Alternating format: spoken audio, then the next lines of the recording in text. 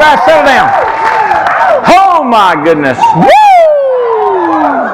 God. You know, woo! You always got to be ready. And you always got to turn it on. You got to be ready to just smile. And when it's like that, there ain't no effort involved. You just walk out and boom, there it is. You know, you start going crazy. All right, so we got a lot to talk about. I've been thinking about this show and planning for it. I was working hard this morning.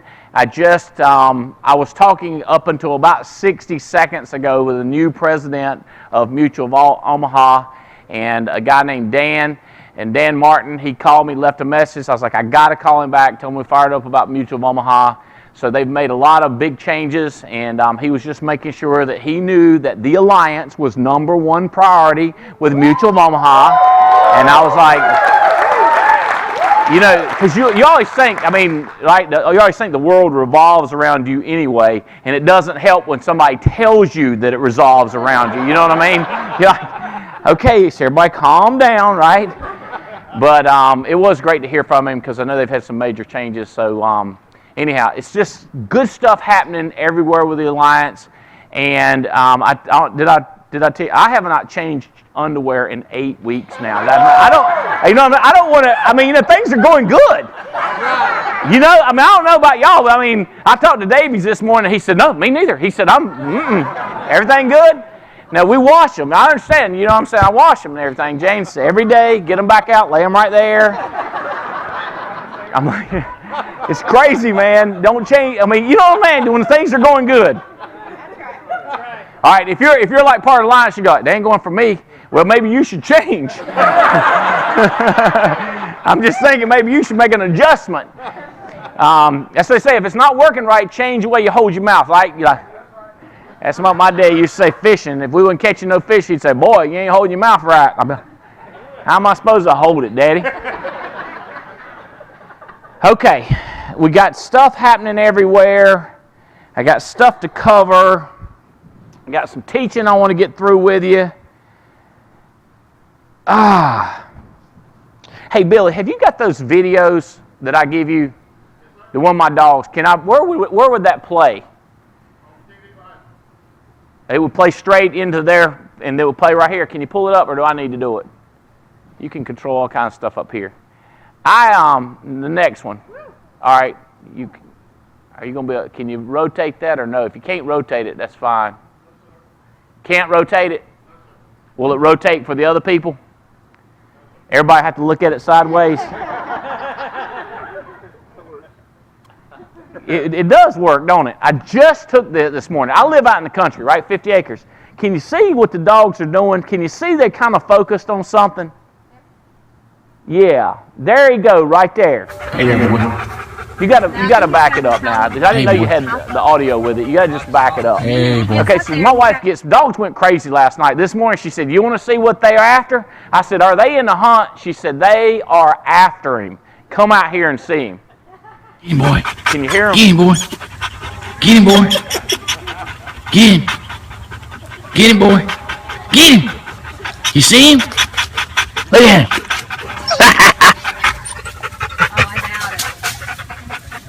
Hey there, boy. No, I think it's got to be Calvin for Hey, boy. top of it. Okay, cut it off for a second. I ain't kidding you. Them dogs are it's a little possum up there, you know. And I was like, that's the way I am about if I could get, you know what I mean? Like, you know what I'm talking about, Bradley. You know what I'm going to say. I know Diane Lampy's going to say. When I am after somebody, I'm in the hunt for a winner. You know what I mean?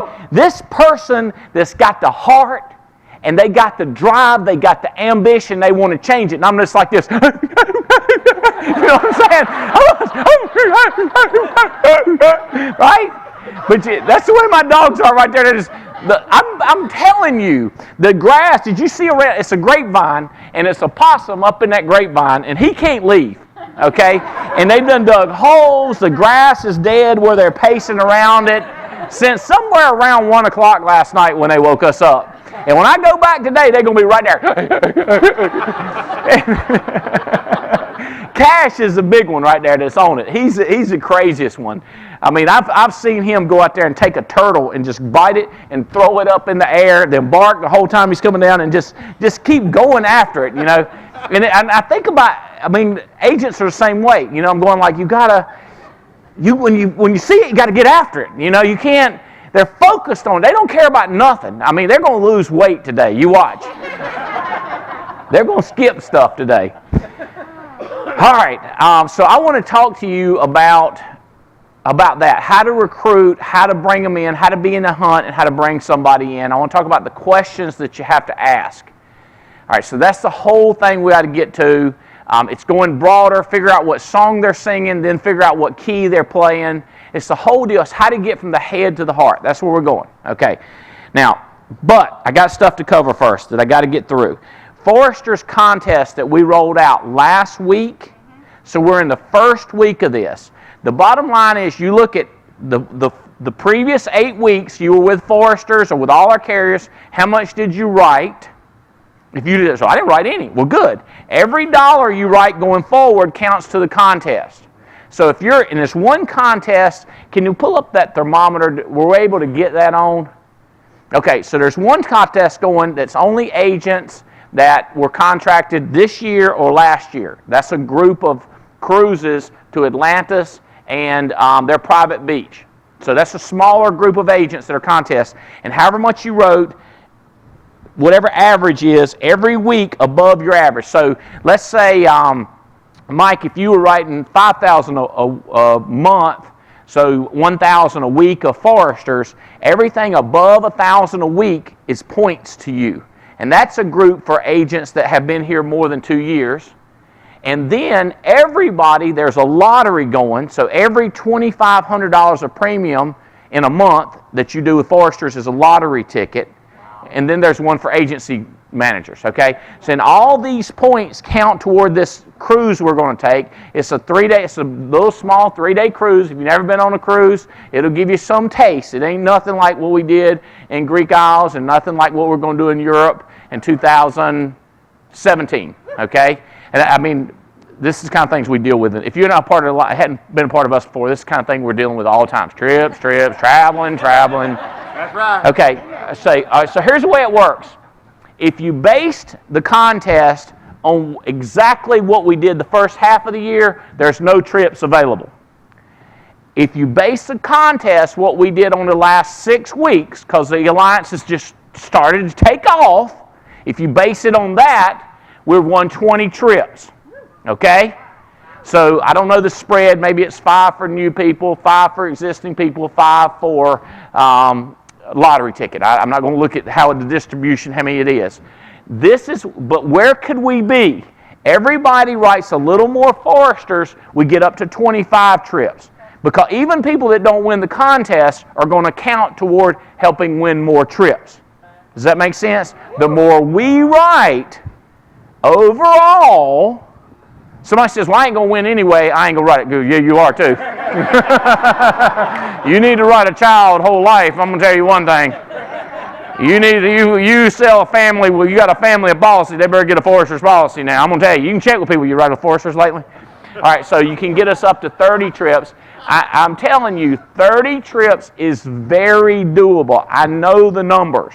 Okay, that is very doable on where we are, and then it's possible to win 35 trips. Somebody would have to kick butt. Okay, so I want y'all to kind of see how that works. There's 4 different groupings: 1 lottery tickets, 1 for new agents, the other one for veteran agents, and the one for agency managers. The smallest is agency managers. Okay, we kept that tiny. All right. Okay, so that's a big thing. CFG. So wait a minute, you don't want us to write CFG? Are you kidding me? I want you to double CFG too. People say, I can't work with so much. Hire somebody else. They're commission only. It ain't like you got to pay them. That's right. You hire them. So they don't count in more contests? Yes, it does too. It counts toward every contest. It counts to you get overrides. Do you know that? You remember? Oh yeah, there's the thing where we make money selling, right? Yeah. Not just the free trips. Right, that's where you build a dynasty. That's right. So CFG is having this crazy lottery that it's just, you can look it up on the contest page, top 10 producers. Moo Oh yeah, Mutual of Omaha just talked to the new president. They got some shopping spree. They want to give you all these prizes and stuff. They're trying to trick y'all into getting rich. That's what they're doing. They have adopted my strategy. They're doing like me. They're trying to trick you. I'm on to them. Matter of fact, I'm giving in to them. Oh gosh, we got the band. Oh yeah, and all these efforts, extra efforts, go toward Banff, which is another all-expense trip where we're staying at the castle in Canada. That's right, it's a castle. So we got that going on, and then on top of that, Mutual Omaha wants to pay for some of you to take a helicopter tour around Banff. So that contest is going. Look at the contest page. Go to the contest page. All right, next. Boot camps. Week after next, let's see, September 14th, I'm in Dallas. I was just texting back and forth with Michelle Alleman in Houston. They're bringing people up. San Antonio. Where's your team coming up from Texas? You're downline. The couple that moved to Tucson. We're going to be. Oh yeah, that's right. Tucson. We'll be seeing them there. So we go from Dallas to Tucson, then Rancho Cucamonga, then to Salt Lake City. So those 4 meetings are starting to, well, first of all, we're taking like 15 people with us. Have you seen who all is traveling with us? There's Eric Belair's in the house. Eric's going to be traveling with us. Belair's in the house. Come on up here, Eric. Come on up here, Eric. So Eric is going to be there. You fired up, baby? Woo! I'm fired up, baby. That's what I'm talking about. So where are you meeting up with us? Are you meeting us in Raleigh or are you meeting us in Dallas? I'm going to Dallas. You're going straight. So when we get to Dallas, you're going to meet us in Dallas? Yes, sir. You're going to be wide open. You're going to do some teaching on product, the whole stuff. Whatever you want me to do. Yes, sir. Okay. Well, the stuff you did at the convention, at the leadership was phenomenal. So I definitely, was that great? Yeah. Thank you. As a matter of fact, I don't know if y'all heard that, but we're going to take that hour presentation he did, edit it, put some question with it, and that's going to become one of the NAA university courses. Oh, yeah. Cool. That's the way we do stuff. So, what you fired up about, Bo? Woo! Fired up about team being here today, the entire alliance that we got out there going on throughout the country. Fired up about my beautiful wife and what we're doing for our business and how you're helping us. We're expanding across the country. That's why I'm going out to the West Coast. We got some people going to be popping up in those cities too, buddy. Just teams popping up all over the place. Northeast, Central, West, Florida. Things are happening, buddy. Income's blowing up. Oh, yeah. Annuity's blowing up. Oh, yeah. We're not going. Oh, yeah. So somebody told me you found a big annuity. Is that? The $1 million annuity was on a hot knock, which is going to finally be funded on September 28th. You ready for this news? She was with the company for 30 years. She just gave me a friend's name on Monday that was with the company for 25 years. That's in the same boat, wants to protect her money. I'm just imagining what that amount's going to be. All right, listen. Listen what we're talking about. When you say a hot knock, does that mean you called her on the phone, she didn't pick up? Oh, I tried, yes. You tried everything you could to get in touch with her? Yes. Now, this is Eric Belair. This is not this new scrub substitute agent. This is Mr. Belair.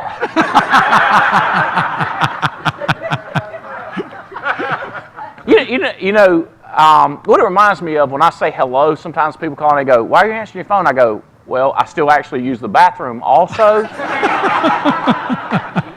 You know what I'm saying? Like, I think people don't understand. Scrubs are brand new people. They don't want to go answer the phone, don't want to return phone calls, don't want to hot knock. Does that make sense? When you're beginning, no, it don't make sense. It don't make sense. It don't make sense returning phone. Well, it does. See, the money is in the do. Yes, that's right. People say no, smart people, they're the ones that make the money. It's the thinking. Yeah.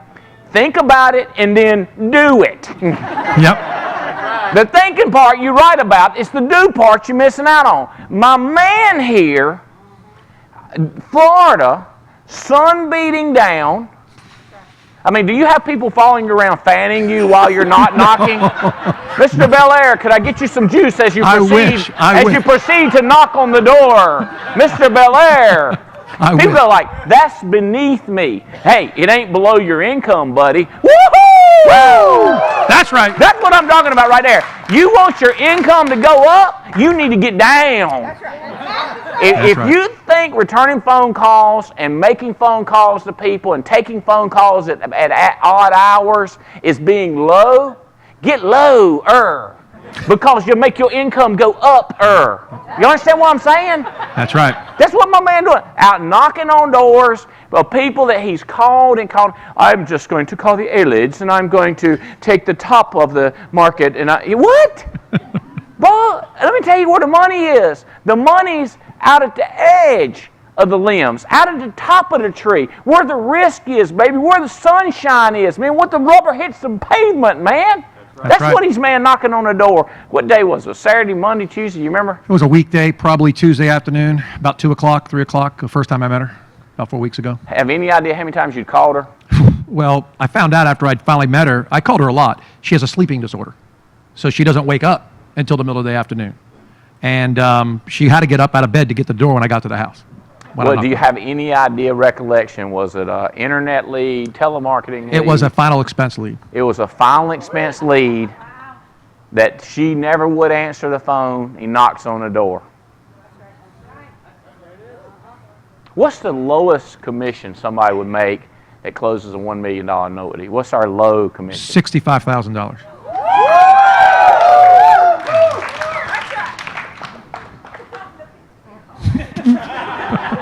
Seminar done?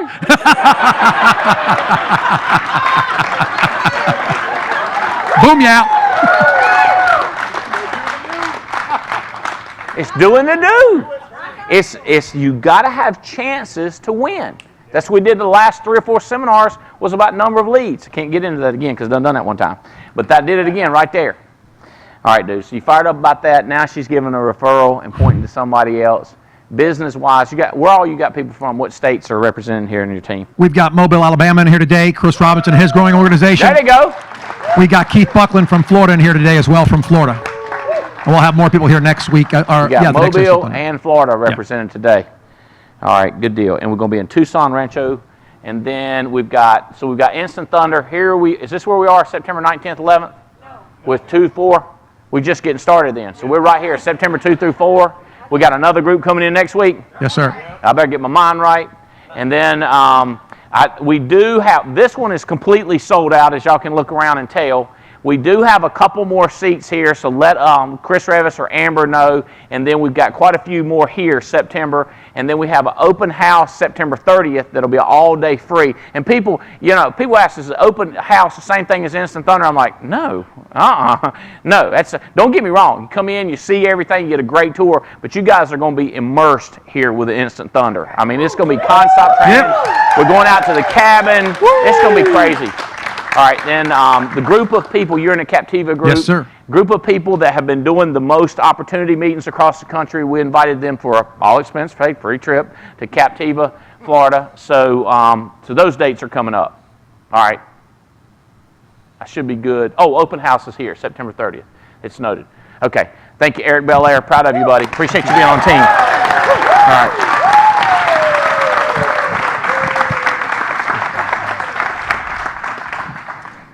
All right, gosh, I want to know who's here. I can't stand it. All right, who in the room? I hate to do this with 1,000 people watching, but I want to know who's in here, and we'll get to know each other more in the next 3 days. But who in here has been with us less this year? Like you came on board since January of this year. Raise your hand. Who's January this year?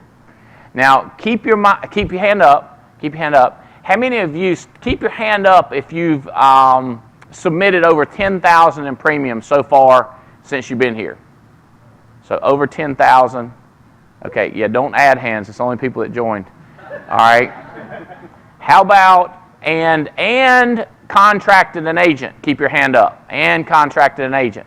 So if you submitted more than $10,000 in premium since you started, and contracted an agent, all right, and contracted 2 agents. So you've contracted 2 agents. All right, so you've over 10,000. Y'all stand up. Let me see how many that is. Stand up. Give these guys a hand.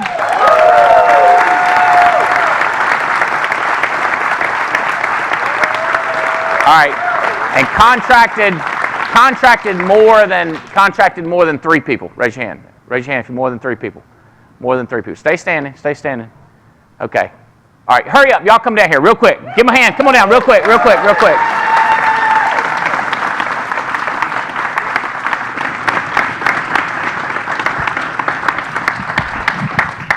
All right, so know all kind of stories right here. All right, let's rank them by who's contracted more than 3. Raise your hand. All right, y'all move down this way. The other ones move the other direction. So more than 3 over to the right, less than 3. I'm doing this backwards, ain't I? Let's reverse. If you're more than 3, move down here, and you guys slide down that way. Not contracted, less than 3, contracted, move down that way. See, here's what you do. You bring in, you hire a bunch of people, and you love everybody, and then you sort them based on due. Does this make sense? You hire 25 or 30 based on due. I want to talk about how to hire people in a minute. Based on the dues, not complicated. You just look at the numbers. We're not judging people. We're looking at the fruit. We're fruit inspectors. Does that make sense? Now, keep in mind, this is only people this year. How many of you have been contracted more than, like, older than that? So you've been with us more than just this year. Okay, so that's where we're going to expect the big numbers. But let me tell you something. When people come out fast, it's a good thing. Okay? All right, so now, keep sliding on down, slide on down, slide on down. So where was the cutoff? Who's 3 or more? Or 3 or more contracted? 3 or more? 3? Slide it down.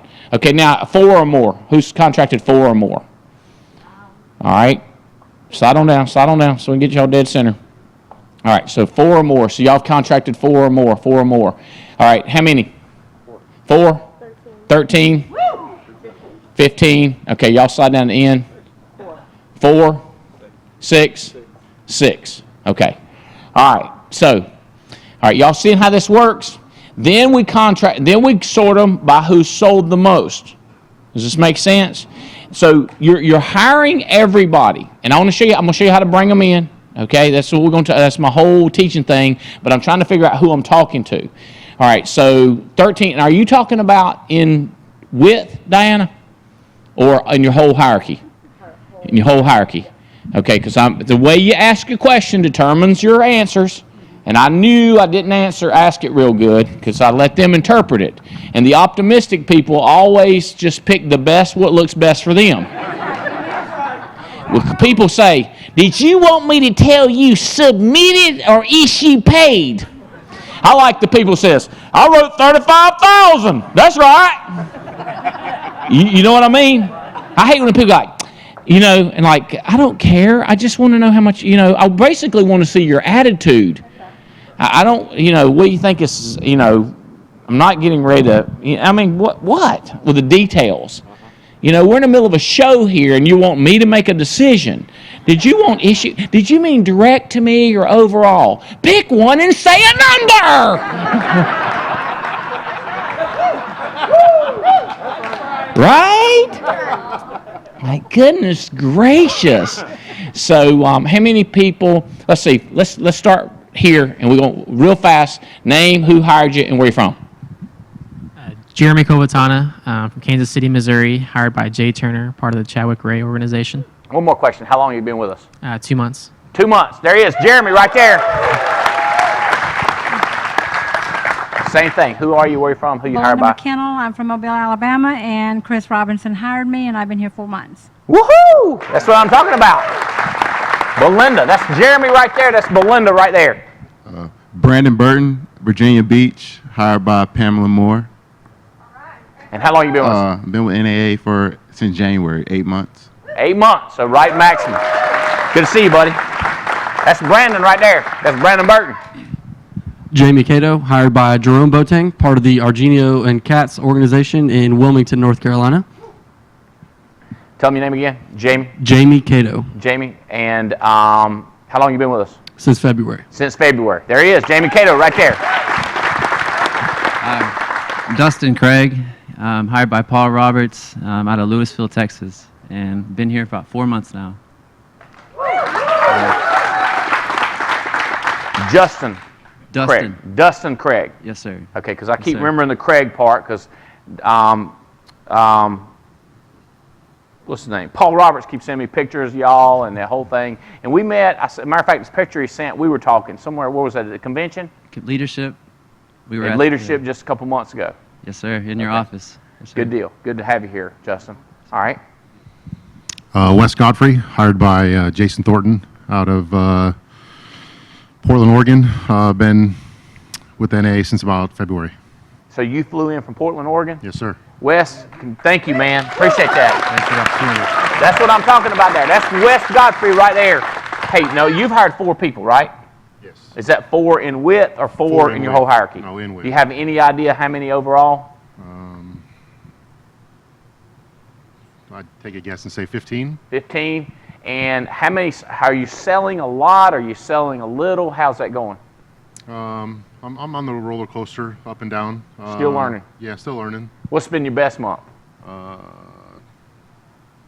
12,000. 12,000. Good deal. All right. Hi, Jan Miller, and I was hired by John Weston, part of the Gary Moore Group, and I'm out of New Jersey. How long have you been with us, Jan? Since January. What's been your best month of sales so far? About 15. 15,000. Yeah. All right. Good deal. And how many have you hired? 4 wide, and 4 I wide. have a couple under them, so And maybe a couple 6. underneath them, Yeah. maybe 5 or 6 people. Yeah. Okay, good job, Jan Miller. All right. Hello, my name is Trey Sales. I'm Direct-to-V on X-Line in the Menachino Group, and I've been selling since late May. Okay, what's been your best month so far? About 15,000. 15. Was that Right. last month, right? Yes. That Yes, it was. Really when you cranked it up? Yes, it was. Okay. And do you have any, I know you got Garrett that's contract, do you have anybody else selling yet? Yes, I do. Who's selling? Cameron King. So Cameron King is selling. Yes. And is he in Miami? He is in Miami. All right, good deal. I remember him. Right. All right, he was up here a couple days ago, right? No? No. I saw him somewhere. I might have been talking to him on the phone. Yeah, that, and you were down in Florida recently. That's We saw right. it. I Yep. was in Florida recently. Yep. Thank you very much. Absolutely. All right, Trey, good deal. Terry Edwards, hired by Jason and Olga Mathis, part of the Marsalis and Riddle organization. Been with the Alliance now 5 months, and best month so far has been around 17,000. How about recruiting? How many do you have wide? How many deep? How many people? Right now, I have 6 licensed agent wide, direct, and in our total organization, like 8 licensed. 8 licensed. 8 licensed. Last month, as an organization, we did about 23,000. All right, good deal. Cynthia Craig from New York. I'm hired directly to Debbie Ben. I currently have 13 personally sponsored, 30 in the group total. My best month has been actually last month, almost 16,000, 15,008 and change. That's right. I started selling June 1st. Started selling June 1st. Already had a 15,000 month and 30. Oh, it's crazy. So Debbie Ben, not surprising.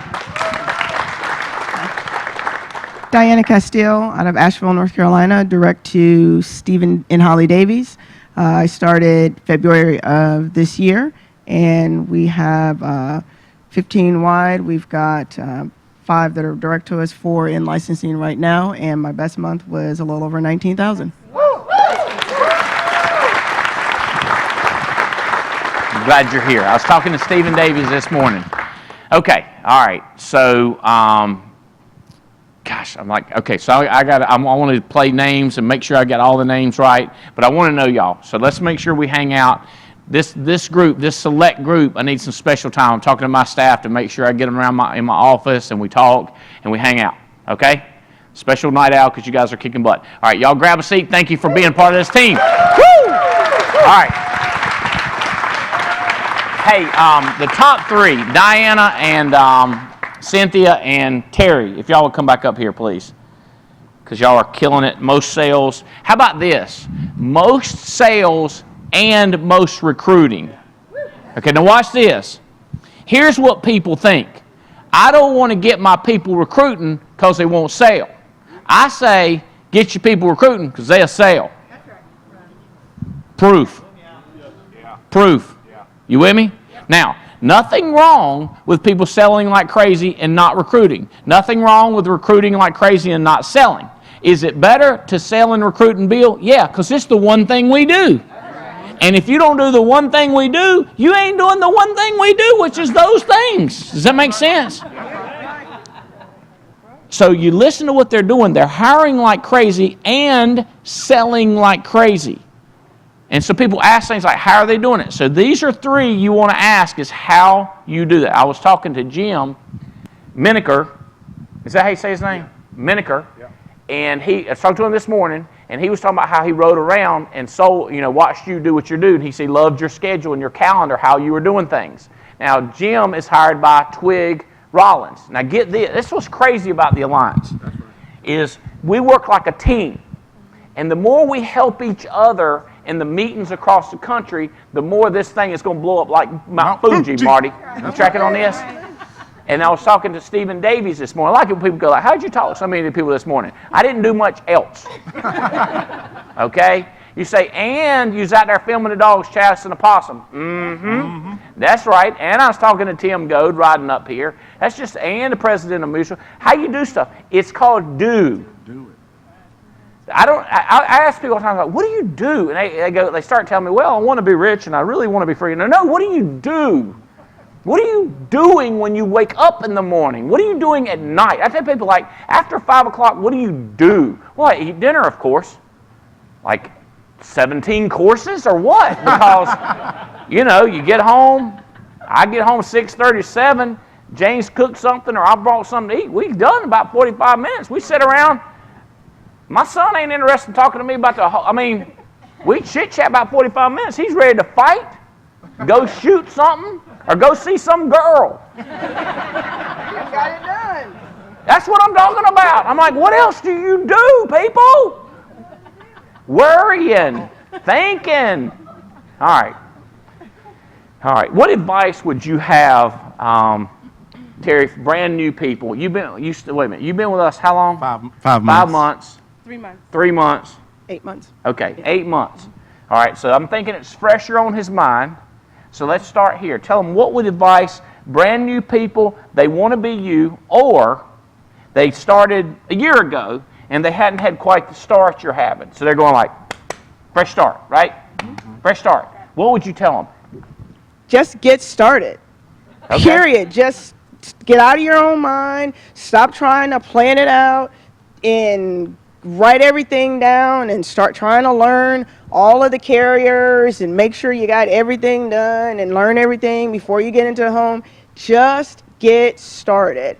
That's the biggest mistake a lot of new agents make is they think they need to have all the information before they get started. Right. Get up in there. Get up in there. Jump into it. You gotta get off your butt and get it done. You gonna stay broke if you don't get up in there. That's the biggest problem. You can't be, well, I'm going to get this and I'm going to get that and I'm going to learn this. Only thing you going to learn is how to stay broke if you don't get up and get done. That's it. You got to do it. You can learn a whole lot. Only thing that book is going to do is keep on turning pages. It ain't going to change your bank account. Period. Get it done. Stop talking about it and be about it. Well. Third seminar done. All right, Cynthia. Okay. What would you tell them? And focus a little more on recruiting. You're out there, you're hiring like crazy, you're blowing it up. What would you tell a person brand new or a person that's been thinking? Person that's been thinking, the first thing I would say, exactly what she said, number one, absolutely. But the main thing is that outside of getting out of your own way, just follow suit. Know the system's in place for a reason. It's working by itself for a reason. You just got to do exactly what everyone is telling you to do. You need to have belief in yourself that you can do it. Outside of that, what would I say? Just, oh man, there's so much to say. There's so much to say. The first thing I would say, call everybody. Don't think, don't prejudge. Call every single person you know. Don't think about who's too successful, who's too busy. You don't know what's going on in their bank account. You don't know what's going on in their household. You have no idea how many people are upside down, left side, right side, all turned around, and they're waiting for a phone call from you. But you might be too afraid to call them because, oh, they're a successful real estate broker. They're a successful mortgage person. They've done insurance already. Doesn't make a difference. Time will change circumstances. So make a decision to call every single person that you know. And yet and still, I have not done that as yet. But wait till I go home. We done got to you. We ain't get We done started got to yet. you. We ain't get We done started got yet. to you. Because no is just listen. No, don't make a difference. Who do you know? Who do you know? And that's all I have to say. That's really all I have to say. That's the most important thing. Don't pass anybody by. Don't think too hard about it. Name on the list, get through it next. Name on the list, get through it next. I love it. I love that advice right there. Cynthia, thank you very much. Thank you. Terry. Yes, sir. You've been with us 3 months? 5 months. 5 months. Yep. Tell us, light them up. Brand new person. Think about this. There's a person tuned in today going like, I'm thinking about this. And then there's a person that's like, I'm gonna rip the meat off the bone. If they're telling the truth, I'm gonna kill this thing. What would you recommend they do? Systematic. Boomba, boomba, boomba. First thing, copy your growing up line. A dog don't bark at parked cars. So you get out there and start doing it, right? That's the first thing, and do it fast. A lot of activity in a short amount of time. You fail fast, you learn fast. Month number 2, you're ready to go on your own. And then the third thing. Tell them about first time when who was helping you recruit somebody? Was it Olga? The first time, Jason Mathis. So I got contracted, and he said, "Give me a list." I said, "All right, got a list." And I also posted a Craigslist ad because I just cut and paste the ad that I responded to. Right. So I scheduled some interviews. He said, schedule them 15 minutes apart. I did that. I said, all right, what I do now? He said, let's do some 3-way calls. So I did a 3-way call with Jason. I did a 3-way call with Justin Tripp. And I think I did a 3-way with Mark Masalas. And after that, I was like, got it, gone. So just copy what they do. So then you started doing your own interviews. That's right. Started hiring everybody. That's right. And a lot of people say that I was desperate when I got started. But a lot of people are desperate and don't know they're desperate. Exactly. Because if you're not financially free right now, you should be desperate, like to get after this thing. So you have to eat some humble pie, because just because you were successful in something else doesn't equate success here. So you have to get with the people that's having success here and just duplicate what they're doing. Exactly. Okay, tell them what your job was, or what was your job situation, career, business situation, real high level. But I'm wanting them to think, I might know somebody looks like him, thinks like him, acts like him, same kind of job, same kind of education. So education, job. All right. I have a bachelor's in business, MBA as well. I was securities licensed. I had climbed my way up from an ATM runner in the credit union world all the way up to CEO, moved my family to Georgia to take an assignment, got to Georgia, and I was speaking English and they were speaking Russian. So it wasn't a good match, and I found myself looking on Craigslist because I had 3 small children and my wife was 7 months pregnant. I had a house here in North Carolina, paying a house in Georgia, and I had sold a business. So basically, I was in a good situation. Okay, so look, I'm going to hit it. The power of recruiting questions, what I would have done when I talked to him, how Olga learned how to talk to him, how Jason learned how to talk to him, Mike, how you're talking to people. That's where I'm going to start. What's their situation? Mm-hmm. I just said, what was your situation? But it's funny how I said it to get him to say all that. Mm-hmm. And if you listen to me on Saturday mornings or on Sunday night when I recruit, listen to how I get them to tell me their whole situation, and then I clarify, okay? So I go, your wife, now was she's 7 months pregnant, that means she wasn't working, and she got the education too? She has an education, she has a master's degree as well, but she's a stay-at-home mom. At the time we had 3 small children, 9, 8, and 7. I'm finding the situation. Y'all see the situation?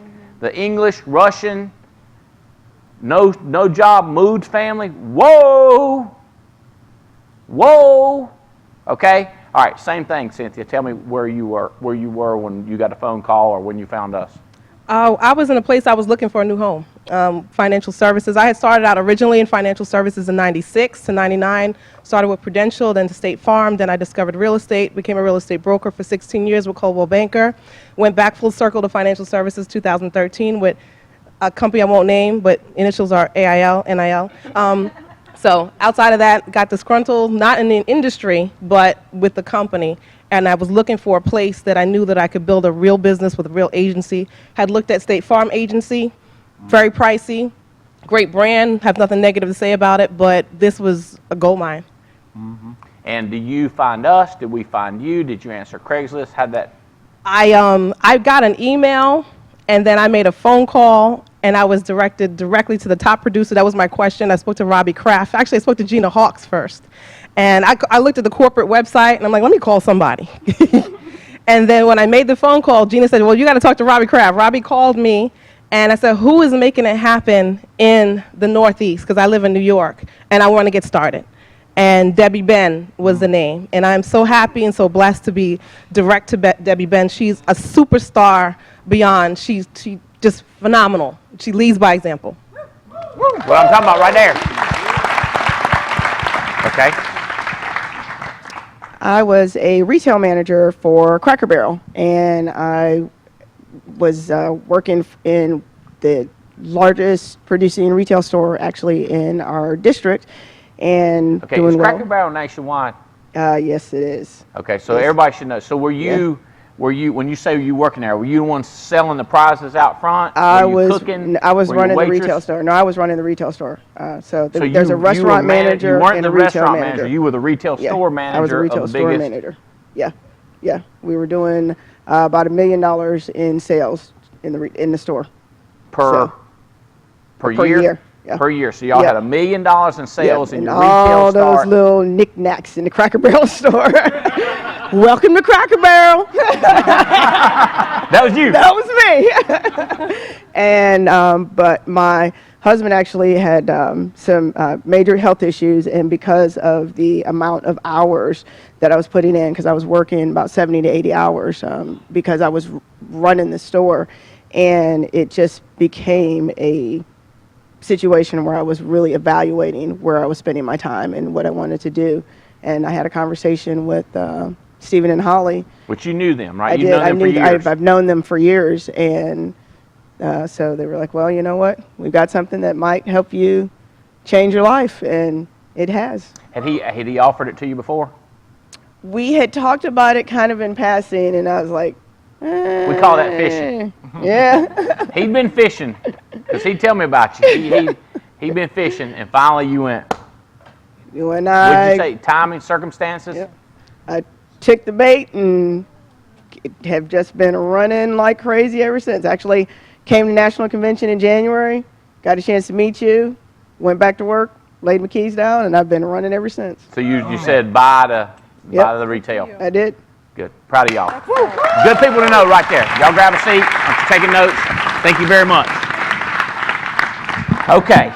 So, above everything, the excitement, their attitude. By the way, I didn't, Cynthia, education-wise, college, no college? No college, but had worked her way up to retail manager. So no college to 2 MBAs in the family. You with me? It's a lot of times the smarter will be smarter, right? Now, and people go like, do you like people with college education? Mm-hmm. Why is that? Because after you have a college, they know that it don't mean anything. You're not smarter than anybody else. But nobody has to tell you that. You know it. You don't have to be told. Stephen Davies, I asked him in the beginning, I said, you go to college? He said, no, it just didn't make sense to me that people would go to school for 4 years paying them and then come out making less money than me at 19 years old. It didn't make sense to me. I was like, that does make sense, Mr. Davies. And so now Davies, that was when I was interviewing him, and now, of course, now the money they make, and they travel the world, him and Holly. So, but it is how smart he's thinking. He's a thinking person. Thinking and doing. Okay, so I want to talk to you about recruiting, and this is, I have just a few minutes to get this through to you. I have all idea that this is going to be taught again and again in different formats. But what you're looking at with people, here let's just go over the high level. The power of recruiting question. Question deeper, not wider, to move from the head to the heart. And this is out of my little notepad. If y'all are around me, you see me just come up with ideas and start putting stuff down. So you start broad when you ask people on the phone. So when somebody answers a Craigslist or I call a resume, I start broad. I say, I'm trying to figure out what song they're singing. I figure out where they are in life. What's their situation? Then I go to the reasons for their situation, surrounding factors, what I'm listening to them, parents, education, if they grew up in this country, if they moved to this country, if their parents came to this country, if they're minority, if they're seniority, if they're child, if they're 18, if they're 60, female. I'm trying to figure out what's the surrounding factors. I want to know what's their new goal and vision. What are they trying to accomplish? I want to know their personal ideas, their values, the way they think, and then I want to know what's the driving factors. Is this, if you're a great salesperson with leads, you're going like, that's what I do in the house. I know. It's the same way I recruit. People say, you don't tell them how great our leads are and tell how great the system is and all that? That's like, it'd be like if you walked in the house to sell a life insurance policy, Brant, and then you find out that you start telling them how great the policy is. That's not the way we sell. We ask questions. We find out what the pain is. What's the situation? What's their new vision? In other words, would you like to have peace of mind now? That's what you sell them an insurance policy, so that their new vision is peace of mind, not having to worry, so that they have insurance as opposed to not having coverage. Or the company owns the insurance. Now they're going to own their own insurance. So the same thing when you're recruiting people, you're trying to figure out where they are. We know we've got a solution in our bag with the alliance, but we don't try to sell them the solution until we know the problem. You say, so what you do is just find out the problem and then sell them the solution. Right. So, okay, this is what I do. I just find my biggest problem is getting down to the heart of the matter, getting down to their heart, figuring out what they're thinking. Keep this in mind. People say, well, what if they ask you this and what if they ask that? All right. People don't ask me much of anything because I control what they're thinking. How do you control what they think? Whatever I ask you, you're thinking about. If I ask you, what did you do yesterday? Think back, what did you do yesterday? You're thinking about what I just asked you. If I ask you, Mike, how much premium did you sell last month? If I said, how much premiums did you sell last month? 23,000. He's thinking about that. He's not thinking, so you control what they're thinking by the question you're asking. And if I ask you about your children, I'm forcing you to think about your children. So I'm controlling the thinking during the interview. All right, all right, so the way I do it too is I ask questions, I listen to them, I'm listening, but I'm also ready to go to the next question. But I'm not just going completely broad. I've got a couple of things that hope I can help you get this. All right, so y'all, I'll give you that later. You don't have to write it down. I want you to walk through this with me. It's called song, okay? I want you to figure out what song they're singing. Number one, figure out what their situation is. What is their situation? Where are they? What kind of work you do? And you say, well, what if they just say, what do you got right off the bat? Learn questions like this. Well, what we've got is an opportunity. Listen to me. I'm responding, but I'm only responding to what I want to say. What we've got is an opportunity, but before I start rambling with you, Robin, do you mind if I find out where you are? Now, the psychology of people is everybody wants somebody to understand their situation. They want people to see them as a person. So I go right into that. I go, could I try to understand where you're coming from first? What's your situation? Most people are like my puppy dogs. When you got to hold up a treat to them, like, oh, yeah, that's what I want to do, is tell you my situation. And people don't understand. And you're willing to listen. That's right, I am. Now, a lot of people, they'll ask, they just go broad as everything. They go like, all right, you married? Where'd you go to school? And you're not listening. I'm listening. I'm looking for a way to drive deeper. Okay? And I'm finding out, what I really want to know is what path takes me down, all the way down to the heart of the matter. Okay? I'm looking like a point guard that's bouncing the ball, and he's looking around, and he's looking for a place to drive in and score. I'm looking for the heart. And if I ever hear a quiver about the children, about their house, about their job, about their boss, about their spouse, I'm listening to figure out what's the surrounding situation that's going on with these people. All right. Okay. When I was talking to Terry, I would say, Terry, I understand you lost your job. Your situation, did you have a lot of money saved up before you moved to Atlanta? Or were you in bad broke situation before you moved? Are you in a panic? Are you in a hurry? See, that's if he said, well, actually, I'm a trust fund baby and I've got money coming in, I'm just looking for something to do, I'm going to handle that differently.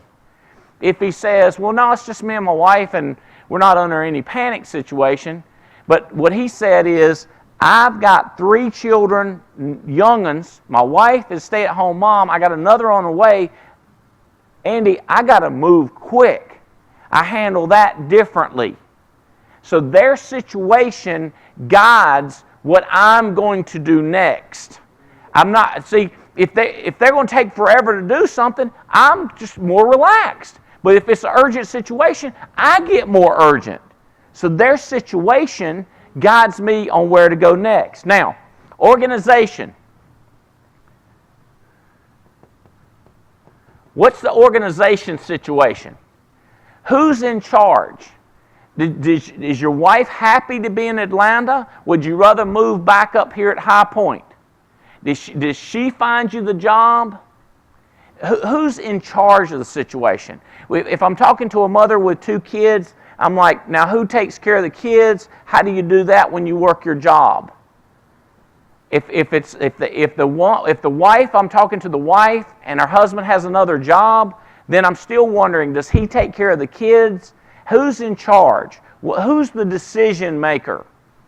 Is his mother around? Does she help? Now, if people say, like, keep this in mind, what if a guy says, well, I got an ankle bracelet and I can't go so far, that's because the police are in charge. You understand what I'm saying? That's a totally different situation. Single guy that lives at home with mama.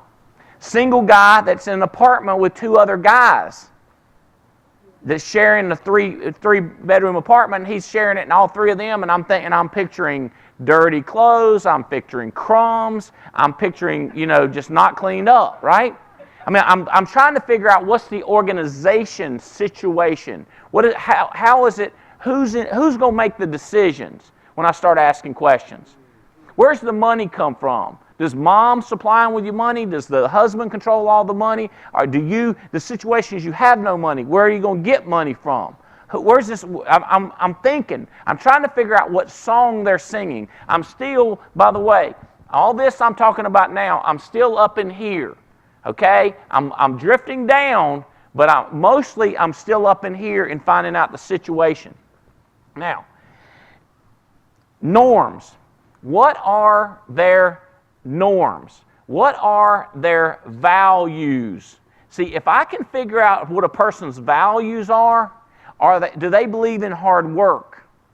Do they believe in optimism? Like, here's some people, they value benefits. A person who says, I've got to find a job with benefits.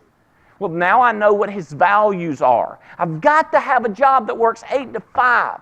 Can't be commission. That's his values. That's his norms. He's used to a paycheck at the end of the week. That's his norms. So I go like, now were you on commission, Cynthia, when you're in real estate? Did you have a salary? How was that set up? I'm trying to understand her by what's normal for her. Now, keep in mind, if somebody says, well, I've always been on salary, but I've always wondered what it's like on commission, I take that chance to say, here's the way it works. In the beginning, you make nothing and you make a lot. You make nothing, you make a lot. And it's very annoying. But eventually, you're making 100 grand to 150. And you're really ticked because sometimes your income drops all the way to 100. You're ticked. And then it goes to a 150. And then the next month, you're making 200 and you might only make 150 that month. And they go, whoa, did you say a month? I say, yeah, but it is annoying because it's commission only. You see how I twisted them? Because they said, I've been thinking about on commission, I think I've been on salary all my life, but okay, so you want to start smaller with them. You could say, understand you've been on salary all your life, let's say you're a fireman. What's the top fireman? Don't ask them this question. How much do you make? That's very wrong. But you can say, so you're a fireman in the Baltimore area. Well, if I was a fireman in the Baltimore area, what's a top-notch guy who's been there 10 years, what can I expect to be making per month? And he says, let me think, 10 years, real good fireman, I'd say you're probably going to make $5,000 a month. I go, okay, so how much would I take home? So I'd take home about $3,800 a month. Okay, good. So now I know, but I don't know what he makes. I didn't ask him that. I asked him what a fireman who's been there 10 years in that area, what would he expect to make? Not what do you make. I don't want to know what you make. I want to know what a fireman happens to be. He is one. You understand what I'm saying? And I'm pretty smart. I can put two and two together, but I didn't ask him how much he makes. I asked him, is this making sense? What does a guy in your area make if he'd been there 10 years and he was top notch? And if I were the one giving you the estimate, I would estimate high to make myself look better, so that's what I always think they're doing, but I allow them to do that. So asking great questions that are getting down to what is their values, what's their norms, what do they expect. Okay, so now, let's say I know this guy is typically bringing home $3,000 to $5,000 a month. I tell him, I said, well, it's really bad when you make none in a month, but it's fun when you make 10. So what you have to be really good when you're on commission is understanding averages. Now, if one month you make 5, and the next month you make 12, and the next month you make 4, then you make 14, so your average is way better. So what you do is, and I tell them, I try to explain this to them, I said, in the beginning your salary looks like this, and maybe it goes up 3%, then it goes up 3%, so that's the way it goes. With commissions, it might go way down here, then way up here, way up here, way up here, and what you got to look for is your average. What's fun is with commissions, you can eventually do this, and now your average is way above what your salary would have possibly ever been. Now, does it still annoying when it goes up and down? Yes, it's very annoying, but who cares if you can do the math? And then people say, well, what about benefits? Because down here, my benefits were free. Well, up here, your benefits cost a little bit of your money. Each month they cost, but no, who cares? Because you're making so much better, and you can buy primo benefits. And a person says, well, I'm against that. I hate that. Well, their norms do not fit our situation. Okay? So I'm going to tell them, get a steady job. I would tell that person, get a steady job, and then try to work some commission stuff above that.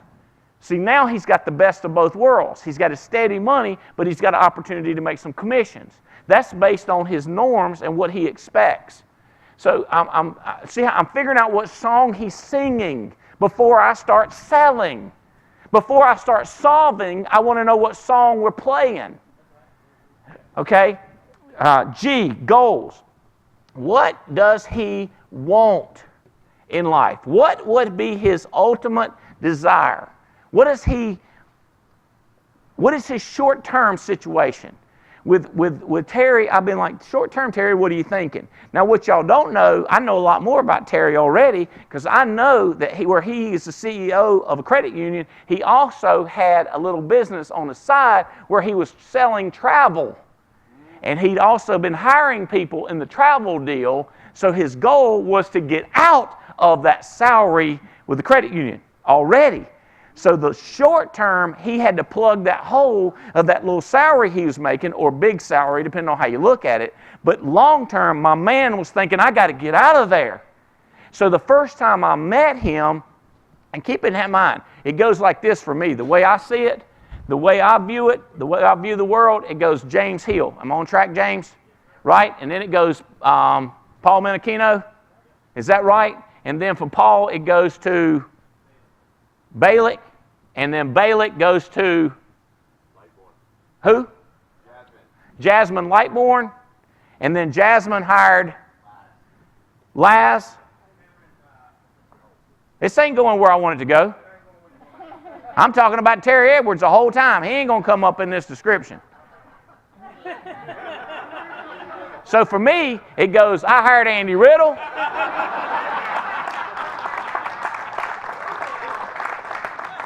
Andy Riddle hired Mark Marcellus.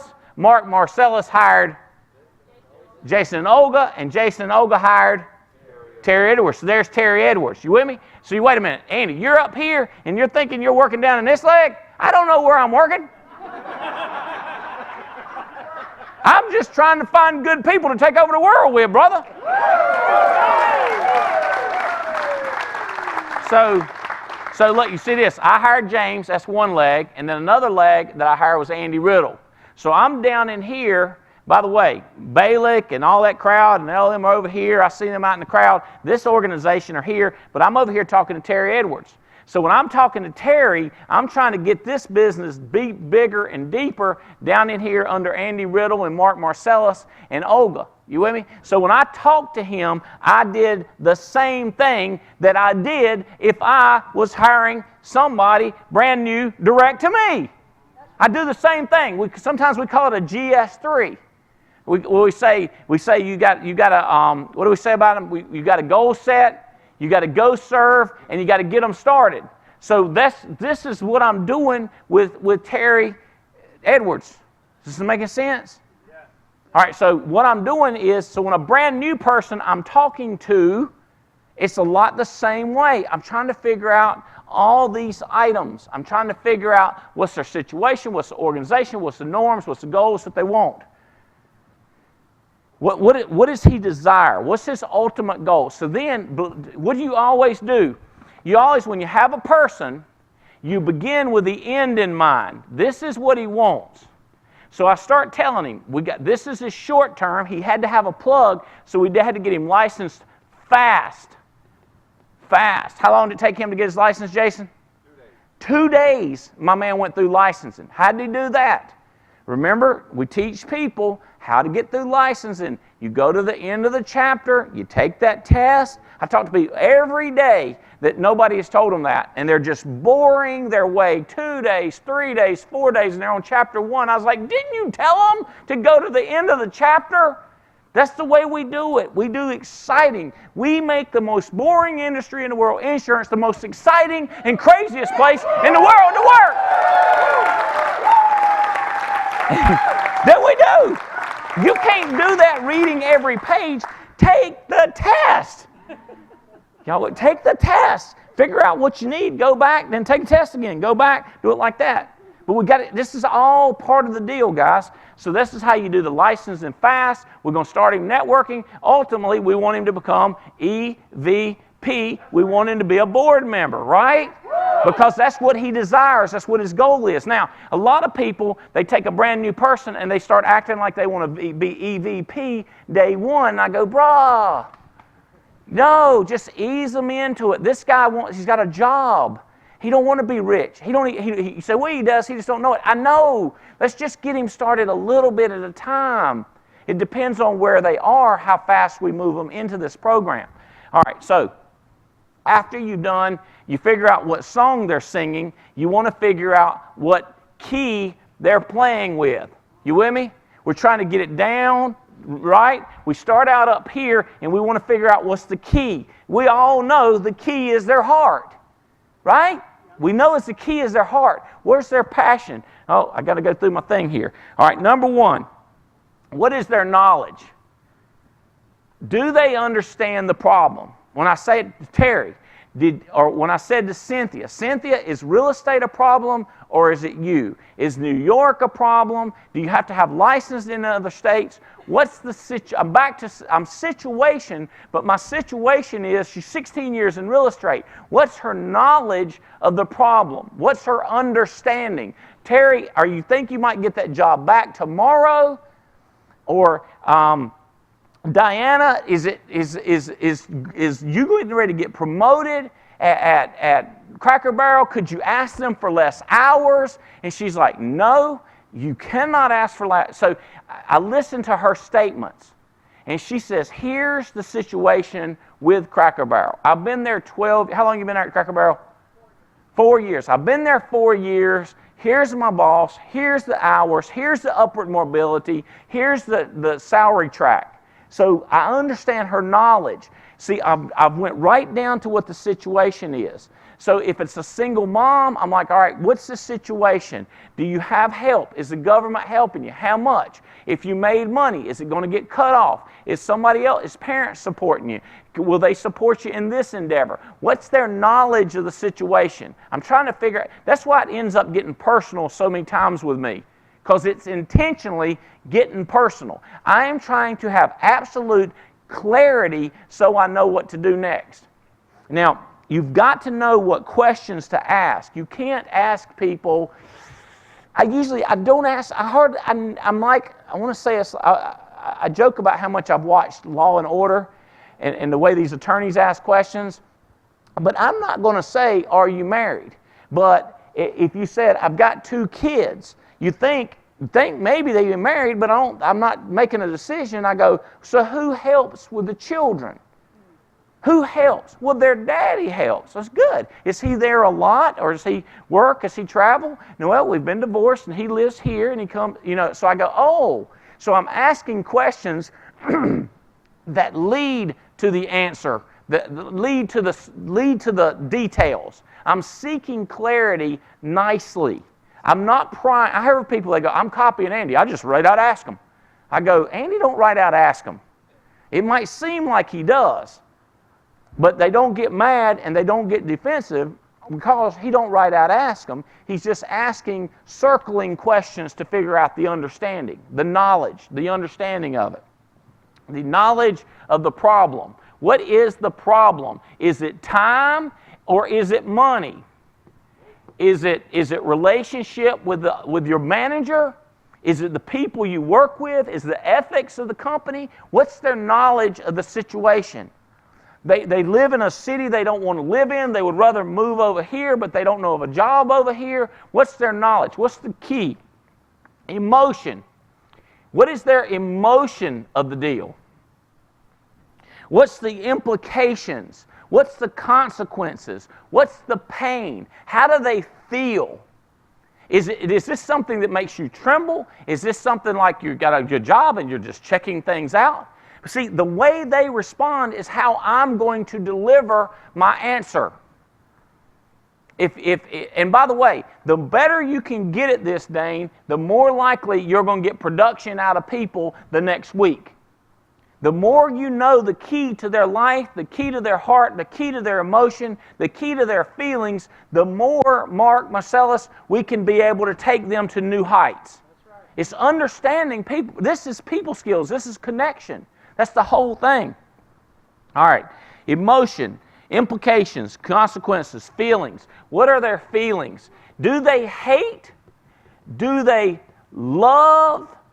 Do they miss something? Do they miss living down south? Do they miss living up north? Do they love what they're doing but they aren't getting paid? Is there a way we could give them the same kind of job with more money? Is there a way that we can give them more freedom, more time with their family? Is there a way that we can have a more fun place to work? What is the situation? Now listen, here's the thing. I don't have a solution to everybody. Some people tell me, it's so restrictive. They tell me, I talk to them and they go like, here's the solution I'm looking for, and it's in this little bitty box. And I go, I'll be honest, I talked to a guy yesterday, Justin Balick was sitting there, and the guy said, I said, tell me your situation. He told me his situation. We covered all of this right here. and he said, "Do you think you have a fit for me?" And my word was, "No, sir, I don't think we do, but it's really been enjoyed talking to you, and you seem like a nice person, and who knows, maybe our paths will cross." He said, "Thank you for being clear. You have a good day, Mr. Albright." And Jason Matthews was sitting right there, and we hung up, and we continued on our business. What he had, the situation made absolutely no sense, because what he wanted was this little bitty box, and everything had to fit in there. A lot of people I talk, they're like this: "Anything you got, I'll take." Right? That's what I'm talking about right there. And so when they do that, I'm trying to say, well, how would you like this right here? And it ends up being coming down to the heart. You with me? How would you like that right there? Come down in here where there's freedom, travel, helping people, having fun, making money, making a difference. But I'm not selling them on that until I know where they are. Y'all tracking with me on this? Okay, so there are no's. All right, what do they yearn for? What do they yearn for? What is their true desire in life? Now, see, here's the funny thing. I know why they're on earth. I don't know if they know. So my question is their heart really lined up like it should be? I'm just asking, what is your ultimate? And some people, their ultimate has nothing to do with helping people, nothing to do with freedom. And I don't know. I can say, well, I'll tell you what you could do. You could do some sales on the side for us. Now, I guarantee you this: if I get a great person, if this is AA, okay, and when I hire a new person, if this person is awesome, I'm wondering who they know: mother, child, cousin, nephew. I'm thinking, who do they know? And I'm listening. Because they already said, you know, my children are grown and gone. If they say my children are grown and gone, well, Albright is up here thinking, they done grown and gone. So I'm thinking they old enough to eat cornbread without choking. You know what I mean? They grown and gone. I'm thinking, one, this person is older than 22 years old. And I'm thinking that one's older than 18. So if I like the people a lot, I'm thinking, how am I going to go down in here and get them 2 deep? Maybe 3 wide, but I'm definitely trying to figure out somebody underneath them. Let me tell you this. Let's say I don't like them. I'm trying to figure out how I can get them 2 wide. I'm thinking, I talk to people and they go, I got this person fired up. They out of their mind excited. Would you talk to them? And I go, have you got anybody underneath them? No, they said they're going to wait. They ain't talking to nobody yet. They don't want to talk to nobody. They don't understand it. And so I start out like this. I start out and I go, brrr, brrr. And next thing, I find out they got older children. And I say, have you said anything to your children? And here's what they say. I've been thinking about that. 2 of them, I don't think so, but this one, she likes sales. She liked to make a dollar bill. And I just want to look back at the person that hired them, and I'm thinking, how did you not go there? Does this make sense? Okay, so immediately I'm dropping down, and I start asking questions. What is this child like? What is her thoughts? What's her habits? What's her values? What's the norm for her? What's her values? What is her ultimate goal? What is her situation? What's the problem here? And they will start telling me, now I am ahead of the game here, so that I can start putting them in. You say, why would you want to hire 2 people if this person ain't going to do it? Let me redraw it for you and see if it connects. This is you. And now you have 2 people. See how that works? What happened to them? I don't know.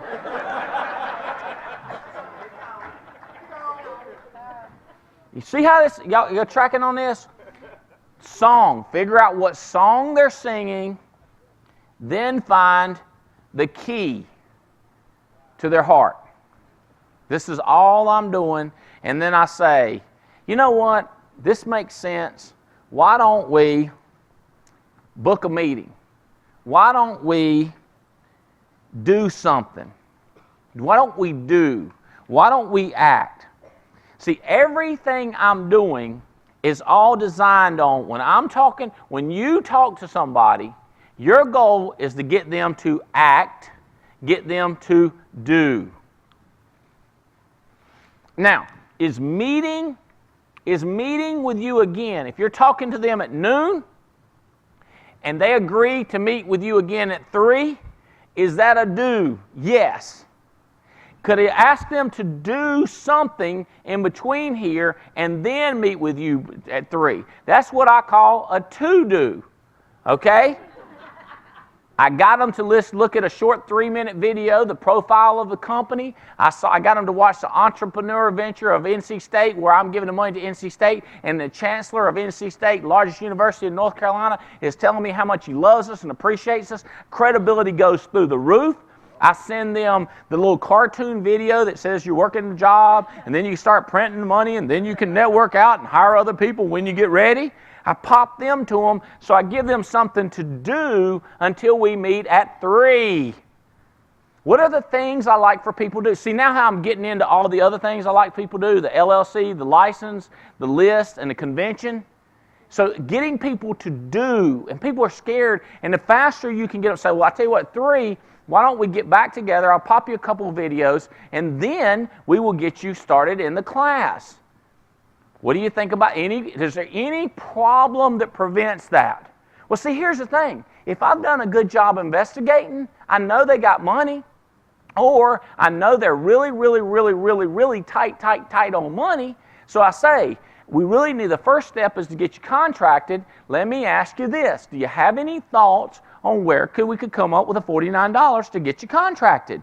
Could you ask your mother? Could you ask your son? Is there any way you could come up with that? And if they say no, so well then at 3 o'clock, let's put you fast track. Let's get you in the system. Since we punt, right?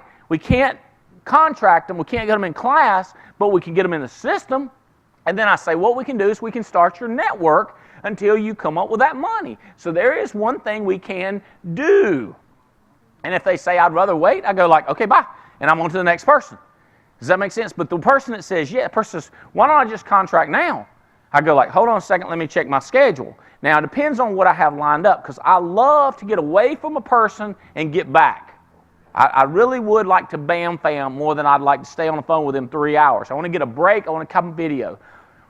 On the other hand, if Christiana's standing there or Andy Lee, I might say, Andy, contract this person, walk them through it, get them started. All right? So the deal is we're trying to get them licensed, contracted, tell them about the other convention. Now, by the way, if a person is like real unsure and it's just slowly one step at a time, I don't start saying, and you got to go to the open meeting every Tuesday night, and you got to be there at 7:15, and you got to stay until 10, and you really got to stay for night out. If you really don't plug into the whole system, this thing won't work. No, easy, child.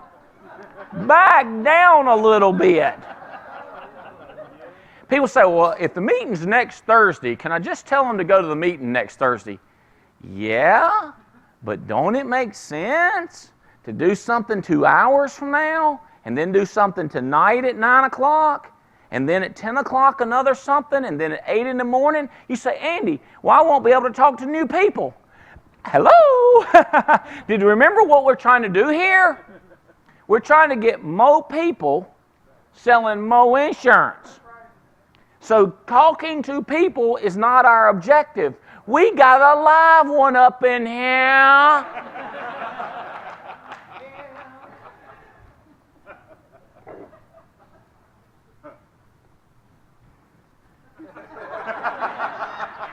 I'll see what I'm saying right there. You see them doggy dogs? They not chasing rabbits, squirrels. They done got them an opossum. Let me show you this. Billy, get it out of that one. Let's see if we can get it. Here we go. Make it happen. Come to my, get out of that one and go to the one with the gun, the boys. All right, well, check this out. Watch this. This right here. We got to start it back over. Watch this thing. All right, watch this thing. This right here is a practice. This is a practice piece.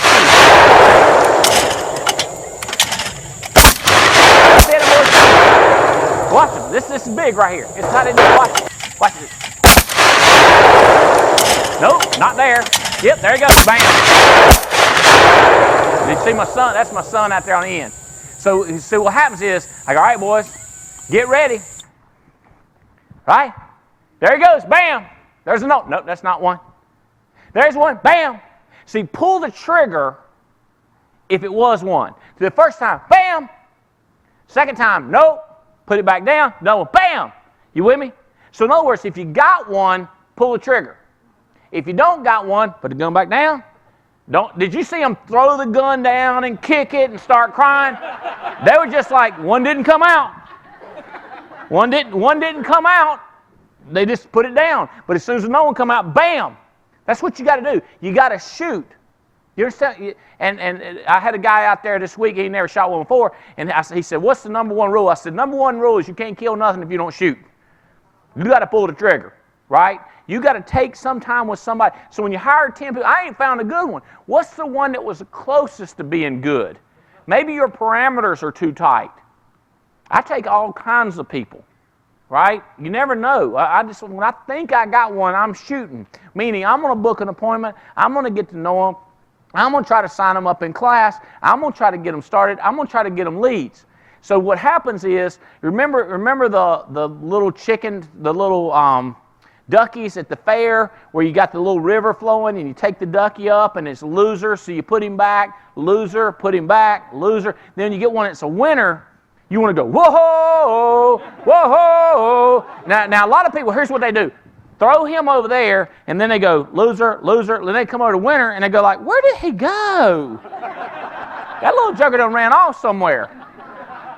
When you have a winner, you say, all right, you look at it, and you feel bad about missing more winners, but you right here, you go, all right, here's what we got to do. We got to get you contracted, got to get you licensed. Now, and here's another thing.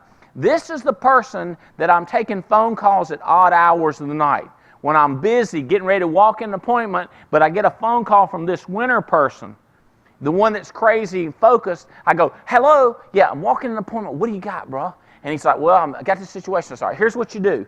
Da-da-da, write this down. We'll get back. I'm going to be tied up in the next 2 hours. Or you call my secretary, or you call, well, I'm on President's Club, so you just tell them that, say, hey, I'm calling so-and-so who's in the President's Club, wants me to call you, and then they'll help you. See, I direct them somewhere quickly, 5 minutes. How many of you, somebody will just take 5 minutes sometimes with you and make you feel so much better? That's the way other people are too. Just yeah, there you go. Just give me a minute or two and talk to these people. Give them a call back. And but I'm not, there's more winners coming by, but I got to find some. And it's so tempting to go, winner, winner, winner. I got a bunch of people, but now ain't nobody selling any insurance. You got to, and what's happening is you're not going deep enough. You're not going deep enough. You're staying up here. You're staying up here. You got to get down in here to somebody's heart. And here's people scared too, because they're like, well, if I'm nice to him, you know, he might take advantage of me, or she might get me all fired up to be part of their business and then quit on me. That's life, right? What's the thing? If you gotta risk love to get love. You gotta risk friendship to get friendship. And people say, you just don't know my history. People have done me wrong and stomped on me and beat me down. I'm with you. I've been there. I got the scars. And Adam Cass said to me, he said, Andy, how do you do it? I said, bro, what choice do we have? People are going to be people. But we've got relationships like Stephen Davies and Chris and Courtney Long and Alex and Heather Fitzgerald and Bill and Diane Lampy and Jason and Tony Carey. It happens. I was listening to an audio this morning, taking a shower, audio going. Chloe, she's talking about relationships and saying that very seldom do you have a long-term, deep relationship, like 25, 30 years. I've been married 28 years. You know, which is, by the way, why I'm listening to this audio, right? And I'll tell y'all more about that. I'm gonna listen to the whole thing, but it's a new book, and I actually do an audio because there's no way I would take time to read that. I'm listening to this one because I don't know who this person is, but what she was recommended, and it was saying that is so valuable to have one long-term relationship. So I look at my life and I think of the number of relationships that I've had for 10 years, 12 years, 15 years, 20 years, and with this room, 10, 15, I mean, it's just, that's the big thing. That's the ultimate, is to have friends and to help people make it in this life. Not this relationship, I'm not getting what I want, so you jump to this relationship, it's not getting what. It's like treating a relationship like a toy or like a video game or like something you got at the store and saying, this is what I want, take it back. This ain't what I want, take it back. Let me try it better. And then you never get that deep relationship. That's what builds money. That's what builds fun. That's what builds on your deathbed, and you're looking back and you're remembering people and all the good times that we had. By the way, we're not going to look at how much money we got stacked up in our bank account. Nope, we're not going to worry about that. But I'm going to remember fishing with Spencer. We're going to remember when he went to prep school and we spent that crazy money up in New Hampshire. We're going to remember flying up there and getting him. We're going to remember going to football games and sitting in the suites. We're going to remember concerts. We're going to remember going to Greece. We're going to remember Banff. We're going to remember Lake Louise. Stuff like that, when I look back about my life, that's the things I remember. It's experience with buddies and friends and relationships. And where it begins is on the interview.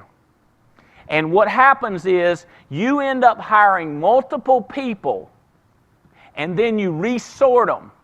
And you go, this person right here is the most fun, the most the most action-oriented, the one that I'm most likely to build a relationship with. Then you hire a lot more, then you resort them, and those are the names that you remember. Those are the Weinbrenners. Those are the people that you remember when you say, like, this is a person that I can count on. The Adam and Beth Katz, I can count on them to return a phone call. And then I found new people like the Rays and the Bel Airs. This is what you're looking for. So this is the beginning process. You're trying to find out what people are singing, what song they're singing, and then you find out the key to their life. And then we say, look, welcome to the Alliance. I hope it works out for you as well as it's worked out for me and my friends. But only way we're going to know this, is one day at a time. You do what you say you're going to do. I do what I say I'm going to do. I will continue to do the do. I had a guy said, don't text me anymore this morning. I replied back, no problem. I will be here if I can ever help you. And he replied back, thank you, sir. Appreciate that. And I was like, yes. So I hope I impacted him when he was around. He's got a situation, a circumstance. I ain't got time to think about him because I'm thinking about you, Mike and Carrie. You with me? I can't deal with that because I got to deal with this. This is where my return is. This is where my fun is, Belinda. This is the way it works, Wes. You got to stop. I can't worry about that. I got too much worry here on the good to worry about the bad. So we just start that funnel and we start seeing who does the do. And then we list the do. And then we do the charts and we go, here's the do right up here. Being a key leader, that's the do. We got a new agency manager with Eric Lardy. Eric and Cheryl Lardy, new agency managers. We got, I think we're waiting for some last numbers. Paul and Tamara right at vice president. So we're looking at vice presidents. Well, the do is moving up the do. This is not based on your color, your personality, your height, your weight, your mama, your daddy. Any of that stuff is not it. We're basing it on this. You say, well, don't you like for us to smile? Yeah, it'd be nicer if you were moving up smiling. But you know what? Here's what we found. Hey, look about this. Have y'all noticed our system? It squeezes out people that don't smile. It pushes out people that are not fun. Because they're hot spots. We don't like people that ain't fun. We're looking for people that we like, people that we want to build our life with. Let me tell you something. The Alliance has a few more openings for leaders. And I'd like to invite y'all to move up and step into a leadership role with the Alliance. We're on the hunt, baby. Go get you some. We love you. TWC out of here. Booyah!